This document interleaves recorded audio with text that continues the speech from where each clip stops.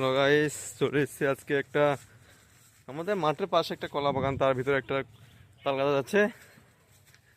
আগে ছোটবেলায় ভোরবেলা 3টে 7 দিনের সময় বেরিয়ে পড়তাম তাল কুড়াতে।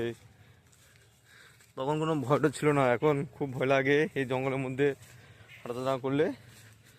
কোন সময় কি পোকা থাকবে, সাপ থাকবে না থাকবে। আর আগে ভোর 3:30 4টের সময় বেরিয়ে পড়তাম বাঁশ ভিতর দিয়ে তাল বাগান, তাল টুকানোর জন্য। এই দেখুন তাল, এই সবে গিয়ে পড়লো তালটা, দেখুন এই দেখুন সবে গিয়ে তালটা পড়লো। তালটা ভালো তাল, কালকে যাক ভগবান শ্রীকৃষ্ণের জন্য তালের বড়া করা যাবে এখানে। তালটা দেখুন, এই দেখুন মিষ্টি হবে। এর আগেও আমি নিয়ে গেছি এখান থেকে 2খানা তাল, তখন ওগুলো পাকেনি, তখন সব বাদুড়ে খাওয়া তাল ছিল। আর এটা পুরো পেকে গেছে, কালকে ভালো মতন হয়ে যাবে বড়া, তালের বড়া।